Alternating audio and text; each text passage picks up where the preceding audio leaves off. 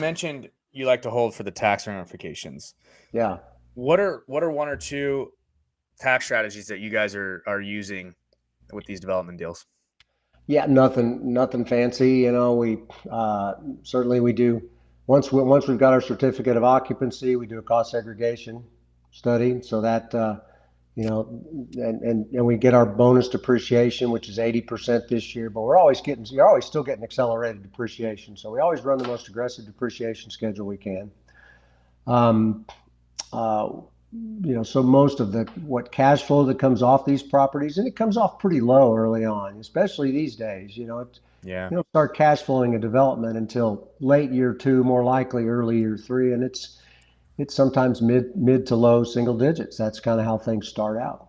Uh, so we cash flow that, and that's pretty well sheltered with the depreciation. And then if we hold these long enough and rent growth continues at a nice normal pace and amortization does its thing, there's all of a sudden there's enough of a delta where we can do a cash out refinance, uh, which we distribute out in our company. We distribute that out 100% to the investors until they're made whole. And as you know, being a tax kind of guy, loans are not subject to taxes, so that any tax on that money is deferred until such time that we sell that property, if we ever sell it. Yeah. No, absolutely. On the exit, how do you guys handle the capital gains tax? Yeah, I can talk personally. Our investors, we kind of give them some advice, but and I know the DST is an option, which I could learn a lot from you on the DST. Personally, I usually have losses carried forward. I've been in the real estate game. I've always got some kind of depreciation coming in from somewhere, and so I can offset a good bit of that.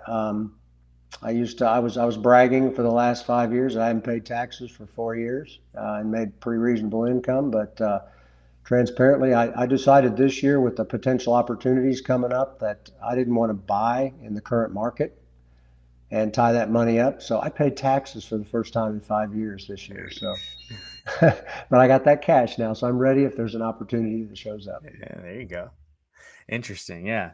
So one of the things, do you guys raise capital? Yeah. Your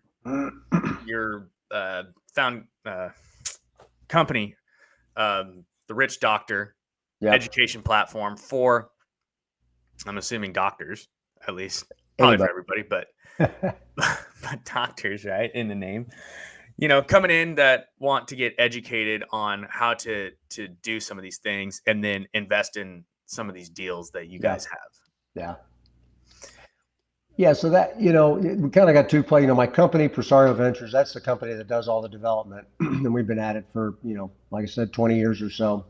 And so we founded that on the premise of education anyway, that's what raising money is. You just educate people on what's available, what's out there, the reasons for doing things like that. If it fits somebody's parameters, they'll say, hey, can I be part of that? So that's how I feel. That's what I feel raising money is. The Rich Doctor platform came about a little bit later, and primarily purely education. And some of those folks, they'll invest in deals in my company, and they'll invest in deals in other people's companies. It's really designed to kind of help people understand where risks are, how to evaluate sponsors, how to evaluate deals, how to think about money and taxes outside in real estate and in other asset classes beyond real estate.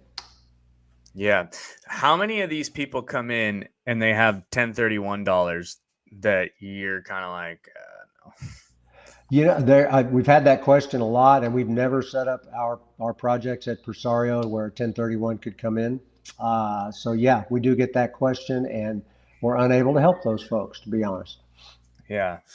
So that kind of, leads into this whole thing. You mentioned the deferred sales trust, or the Yeah. DST, which is not to be confused with a Delaware statutory trust, which is that's basically a 1031 into a REIT. Yep.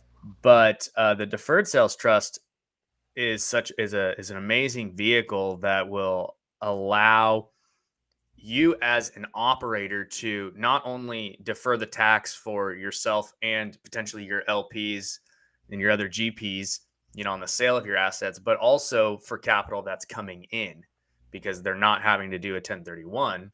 They can just go right into your deals without having to do this whole 1031 thing. Nice. And so it's a super powerful strategy that allows you to capitalize on these, dollars that could be there, but are not. I can't tell you how many syndicators I've asked, hey, like, how much money we left on. It's millions. Yep. And it's just like, it's such a thing. So the deferred sales trust is a fantastic tool for that, because it's not a 1031. Not everyone has to go with you, right? If you try to 1031 one of your syndications right now, it'd be really difficult to do. Yeah. And I think personally, there's a lot to learn there. I've kind of scratched the surface of DSTs, and would rather sit down with someone like you for a good hour and learn about these things. So they're powerful. Yeah, absolutely. It's a phenomenal strategy. And to that point, right, if you guys want, we have a mastermind that's every Friday at 10 a.m. Pacific, 1 p.m. Eastern. You can go to capitalgainstaxsolutions.com and learn more about that.